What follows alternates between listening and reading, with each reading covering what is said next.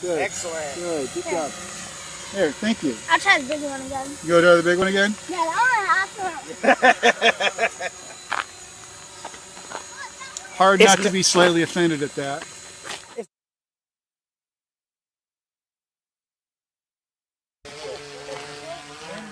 Welcome to Results with Drones, the podcast for those who want to know how and learn best practices on using the drones commercially. Join us!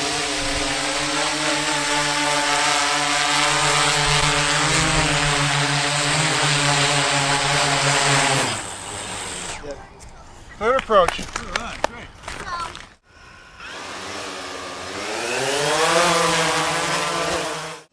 Today, we are proud to spend time with two individuals who are very knowledgeable with drones and are both former members of the United States military. On my right, a former 22-year member of the U.S. Air Force, where he was an award-winning photojournalist and chief of public affairs.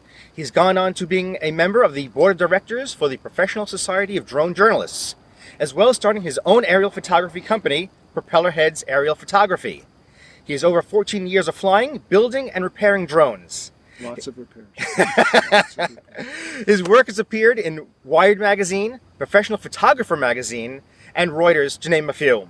You can find him on the web at Propheads Photo. You can find him on the web at propheadphotos.com. Ladies and gentlemen, Parker Gyokeres. Thank you for joining us today. Thank you very much. Appreciate it. On my left, a former member of the United States Marine Corps, where he was an air intelligence officer. Now he works for one of the largest drone manufacturers in the world, for whom he is a pilot and educator. But today, he's here as head of aerial productions at Xizmo Media, a full-service boutique production company, as well as a member of the local 600 Union, the International Cinematographers Guild. You can find him on the web at xizmomedia.com. That's spelled Xizmo media.com. Ladies and gentlemen, Ed Kostakis. Hey everybody, how are we doing? Thank you for joining us today, but before we go any further, I want to make a note that this episode is not a paid endorsement by any company. No. As I said, this is not a paid endorsement, No, paid sir. episode by any company at all. But if you'd like to pay us, I'd like to take your money. I think we should get something out of the way. No one here is being paid by any of the manufacturers to say anything. We are just basically going off of our opinions. Parker here, he flies a lot of DJI equipment. By my own choice. By his own choice, as do I, even before I started working for DJI. And I think he'll agree with me that it is definitely up there with the professional's choice. Yeah, I can explain why as a non-affiliated DJI pilot. I have been flying professionally for about 3.5 years now. I left the Air Force in 2014 to start this, and I have started by building my own stuff. And we ended up, right about the time the Inspire came out, realizing that the synergy of the hardware that they provide can't be beat by the stuff that we can build. So we went from being a home build operation to being store-bought, and our product quality has gone up incredibly because we're not messing with the drone, we're using the drone to capture imagery and to do our jobs. And it was kind of a refocusing for us to stop being, nerd kings. Oh yeah, we can build this thing, but why if you can just buy it? And so it's changed the way that we do our jobs, and it's made our clients a lot happier as well. So professional bought, there's no stigma anymore to buying a DJI drone. Used to be, to buy a Phantom was a kind of a curse. It was a cop-out at first. We called the people that flew them the Phantom Menace. And those days are long gone. The technology available in the modern Phantom is... it's every 6 months they come out with something that's just amazing. It's been the biggest problem I have is not having enough money to buy all the new toys. Yes, yeah. So, 2 years is a long time in the drone world, and the drones that we're flying are about a year old, and they're still keeping up. They're still holding up. So, buying used equipment is always an option if someone's wanting to get into this. There's a market for there's a used drone market because the stuff's now so reliable that it's lasting long enough to be repurchased. As you're developing your skills and you're starting out with small, inexpensive models, and as you grow and get more and more advanced and want to get a newer model of drone, also consider using the used and refurbished models of drones. There's a lot of them out there, and as the new models come out, your opportunity to get new and refurbished models of drones increases. Ed, what should they start out with when they want to consider using drones in their business? Sure. When cinematographers or photographers are looking to get into the drone industry, I always recommend that you use something smaller and cheaper to start off with, essentially because you are going to end up crashing it at one point or another. It's important to to know that if you crash with something that's cheaper and smaller, it's not going to affect you as much as if you were to buy a $1,500 machine or a $2,000 machine. So everybody that ever asks me the same question, I tell them the same thing. I'm like, hey, go to a store, buy it online, buy like a $60, $70 one. Once you get comfortable with that, fly it around in your living room, smash it up. Once you know what you're doing, go ahead and buy a somewhere between $200 and $350 one. Get comfortable with that, then go out and buy something $500, $600, $700 that's got a GPS and all this other stuff. Because, like Parker was mentioning before, it's a very common misconception, but those smaller ones are a lot harder to fly than these larger ones because they have all these extra features: the GPS, the VPS, all these wonderful little things. Altimeter guidance and all the autonomy. Right. If you hit the cat with a tiny drone, you're not going to need a new cat, which makes your wife much easier for your wife to authorize you to buy a bigger drone than if you've already, you only have to go to get a cat. And if you can fly that thing year round in the house, if you can land that thing backwards on a stool in front of you in the couch, you're ready to fly a big heavy drone. Exactly. Full stop, bar none. And it's always a good thing to keep in your toolkit when you're bored. You just break out the tiny little drone. I know a lot of guys who carry one around. It's just a glove box toy. Right. As all professional photographers know, when you're starting out with an inexpensive point-and-shoot camera. And then you eventually, as you get your skills increase, your tools increase as well. Same thing with drones. Start out basically, then you increase exponentially. It'd be the equivalent of buying a $10,000 SLR with a big long lens and then learning how to use it on a pogo stick on your first day. You're going to drop the camera, so don't buy something expensive that you're going to crash. You are going to crash. It's a fact of learning. You have to learn that way. It's all muscle memory. So once you've got your brain programmed, then you can fly anything. But until then, it's carnage. So it sounds like you need to know some mechanics behind it, but you really need to be a real mechanic and know how to build it from scratch, or is it pretty much a setup and go? 2 years ago, I would have told you needed to know how each individual part of a drone worked and then be able to build it and tune it yourself. Now the technology and the software has allowed us to do a little bit more turnkey and purchase a drone right from the store that does much more than you could ever build yourself. That said, you still need to understand the fundamentals of how a drone system works so that you can troubleshoot it when you're in Iceland or you're in Africa and you've got a drone that suddenly stops working. If you don't know how it works and how it goes together, the drones nowadays give you a lot more information about the knowledge, about the heuristics and the diagnostics internal to the drone. However, if you don't know how that works, you're still just looking at it as giving you an error code you don't know how to read. So you have to understand the fundamentals of a system before you're going to use it professionally. It's that simple. Okay. And also, when you're out in the field and your drone doesn't work for some reason, while you're diagnosing it, you might be on a time constraint. So remember, 2 is 1, 1 is none. Always have a backup one just in case. Just in case. Ain't that the truth? If you have one, you have none. And so that's it. And it doesn't have to be the same. Like if you have a $10,000 setup for an Inspire 2, you don't need 2 of those. You could use a smaller, less capable drone as an emergency backup in the time it's going to take you to get parts repaired. But if you're on a job site, you only have one vehicle, and you have a problem, you have no vehicles. And then the client's looking at you like, I thought you were the professional. So that's something to keep in mind. Sometimes you have to invest a little more money to make sure the job goes off without a hitch and your reputation stays intact. Yes. So a lot of these drones have cameras on them nowadays, and as a professional photographer, they're used to certain types of lenses. They're Canons, they're Nikons, they're Panasonics. What type of cameras, how do they compare what's on the drone now to what a professional photographer might have? I'm going to start every answer with 2 years ago it was different. Okay. They are using, the DJI hardware that's out there now is using the same sensors you're using in larger cameras, the same lenses you're using in larger cameras, micro four thirds sensors for some of the larger cameras and smaller sensors which are better than any drone camera ever built.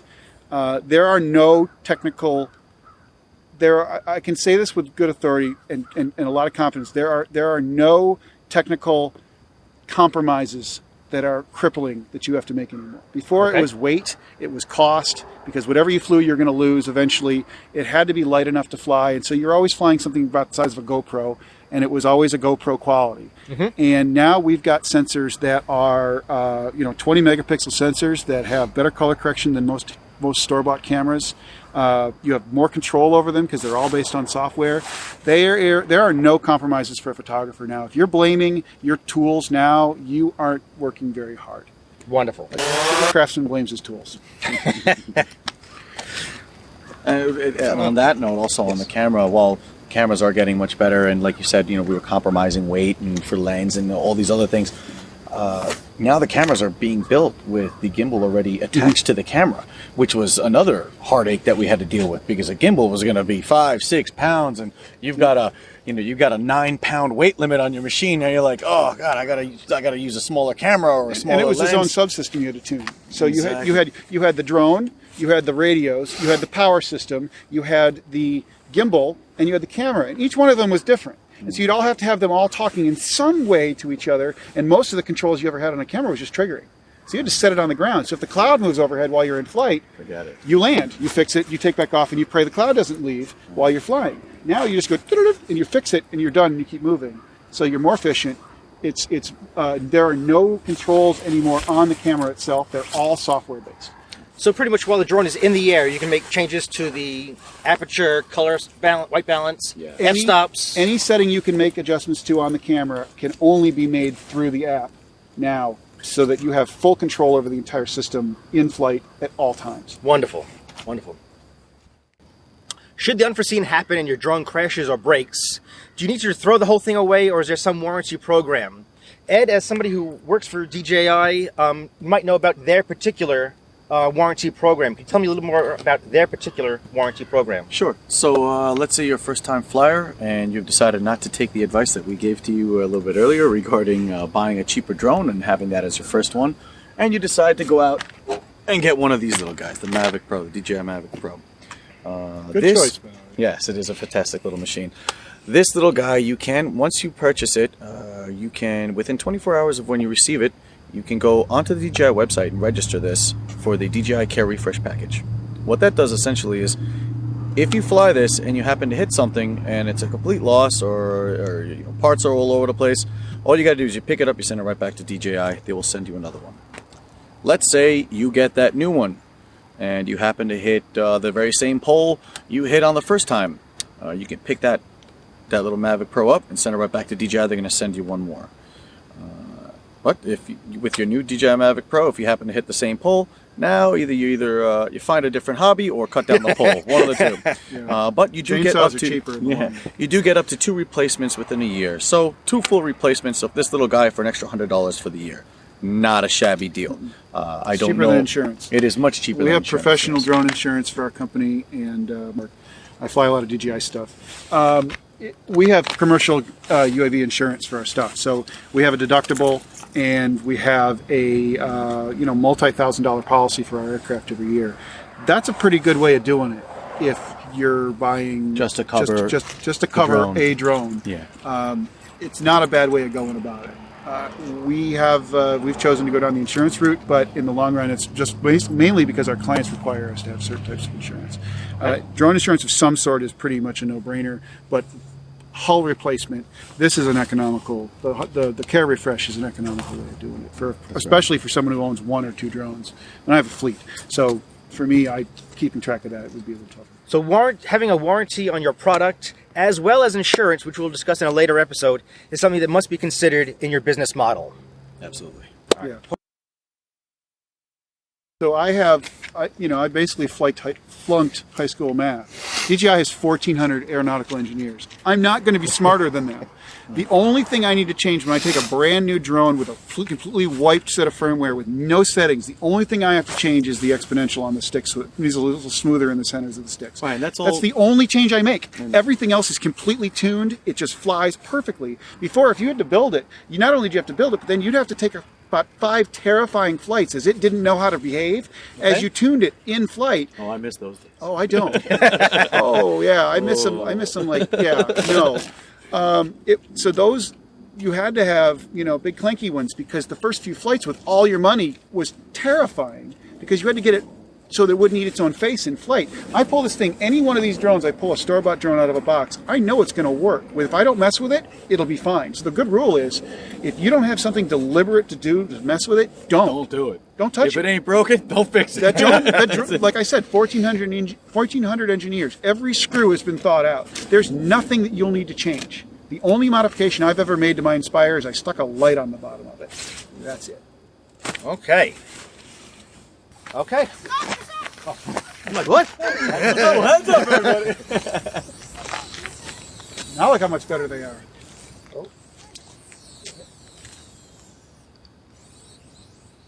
There he goes. There you go. Very good. With just a little bit of training, even young kids can fly a drone. And in 3 more years, they're going to be better than we ever would. They're better already. They're already better than we They would. have.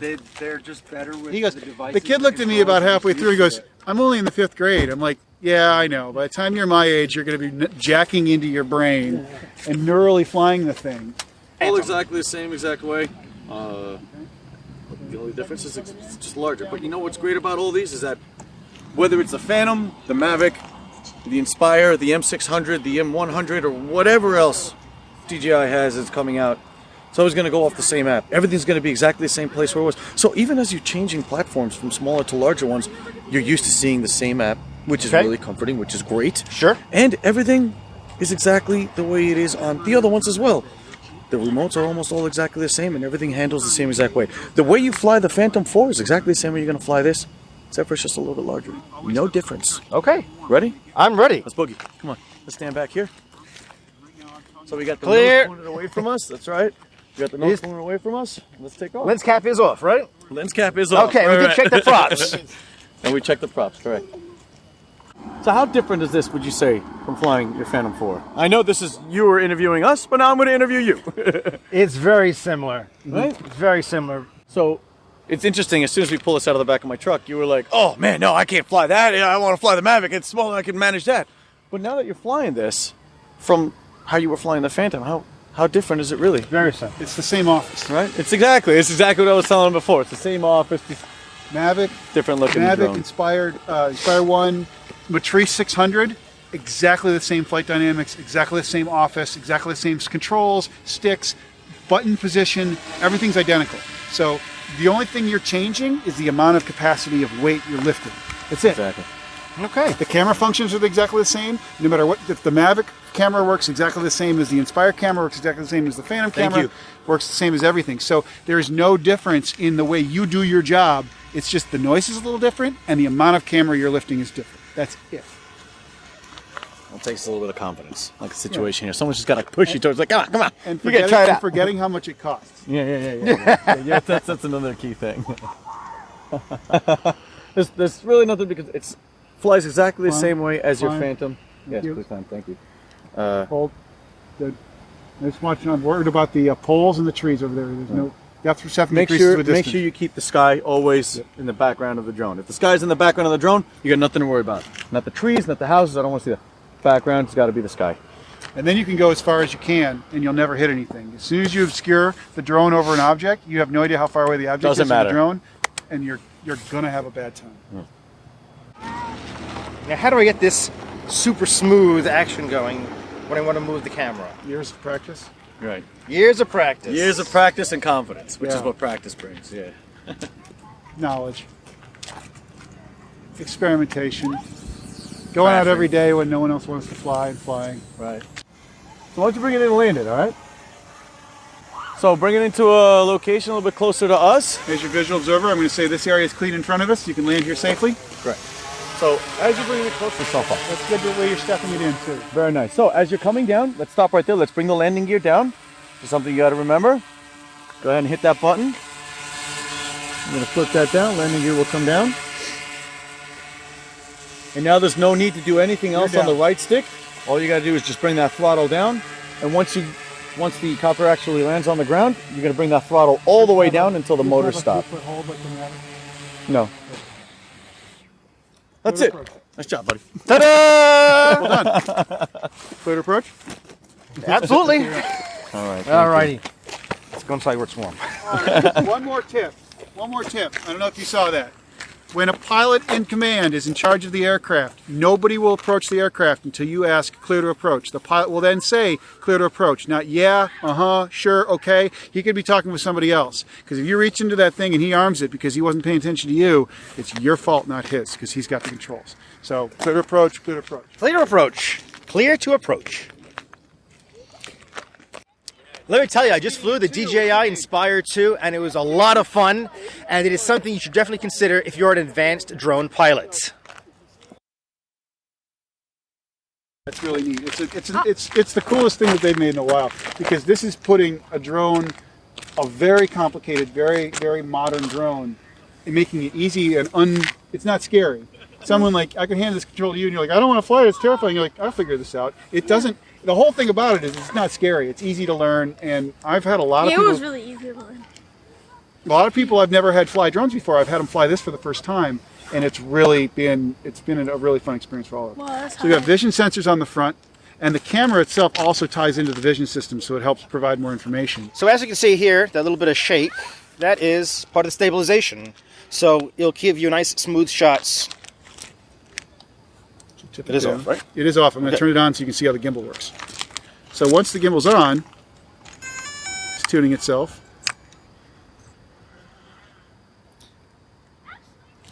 And that will give you nice smooth shots by having it So on. now no matter which way the drone moves, the camera is completely stable.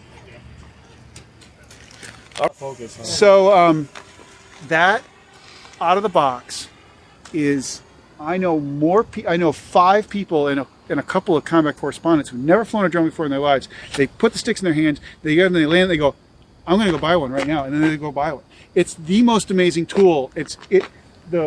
The joy of that drone is the barrier to entry is not terrifying anymore.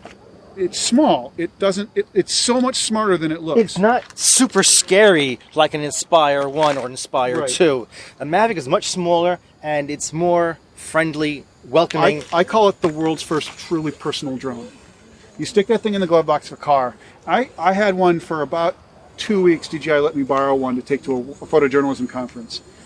And I got a bunch of people who had never flown before. Like, oh, I can't fly. Like, oh, you can fly this. What do you mean? It flies itself. All you have to do is tell it where to go. Like, oh, I can try that. Next thing you know, they're bombing around, they're giggling like kids, and it's like, pretty cool, huh? And I'm thinking, well, there's another competitor I've got now because they know how to fly.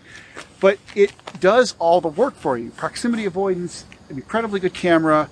It's small, it flies for 28 minutes, and it's got features that we weren't able to show you today, but it can actually track you. You can lock on you, it has deep learning, it'll see what you're wearing and what you're doing, and it'll actually walk with you and fly with you and frame you in the shot. So if you're hiking alone in the woods, or you're hiking alone on a hill, you can have it follow you up the hill and shoot you reaching the summit on its own. Excellent. So it's small enough to carry, it's easy enough to use, it's portable, it flies for 28 minutes, and it only costs $1,000. Blah. I mean, that was the cost of my motors too. The price of entry has come down dramatically over the years, and different models have different price points, just like your regular cameras. Don't run underneath it, all right? So there's sensors and an ultrasonic sensor on the bottom of it, so you can take this. Oh, wait, can I try? No, No? Okay. no. Because it's dangerous and I shouldn't have done that. So don't do that. Kids, don't do that. We're going to put it in sport mode. So I can do like tricks. It's going to go faster.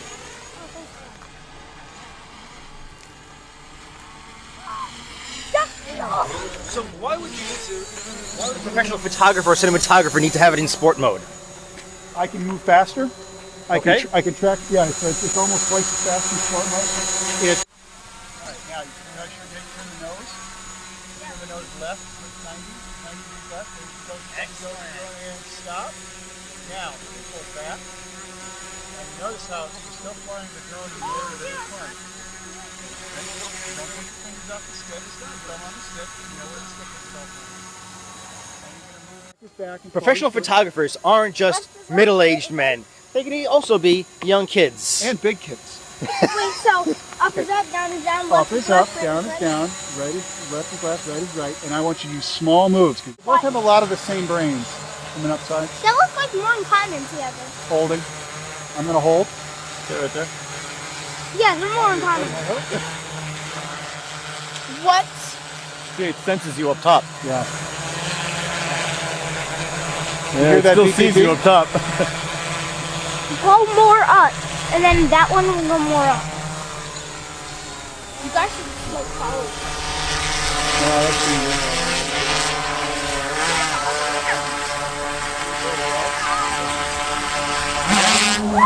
Scared me. That's look at that.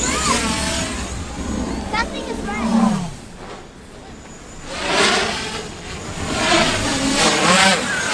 Now that nuts is what you call a thoroughbred. Ed, I appreciate you taking the time today to chat with us about Thank you for drones and having me. information. How can people contact you to get more information about your company? You can visit my website at xizmomedia.com. That's XIZMO media.com. That's pretty much, that's the best way to get. You just hit on a contact. There's a picture of two ugly guys. When you scroll down, I'm the ugliest one on the left. You could email me. You could email the other guy. Either way. Fantastic. Ed, thanks very much again for seeing us. Thank you very much for having me. Appreciate it. Take care. Parker, I want to thank you very much for your time today. I greatly appreciate it. If people are interested in your company and more about you, how can they contact you? Our website is propheadsphoto.com, and you can also look up Propellerheads Aerial Photography. There is a software company called Propellerheads that makes audio software. We're Propellerheads Aerial. We're based in New York, and we have all of our information is on our website. We have a Twitter feed and an Instagram, but we don't have a lot of we don't use our Facebook much. So best way to look at it is on our website, propheadsphoto.com. Fantastic. Again, thank you very much. Appreciate you taking the time today. And we look forward to chatting with you on our next exciting episode where we can make some wonderful and profitable results with drones. Thanks, guys. Bye for now.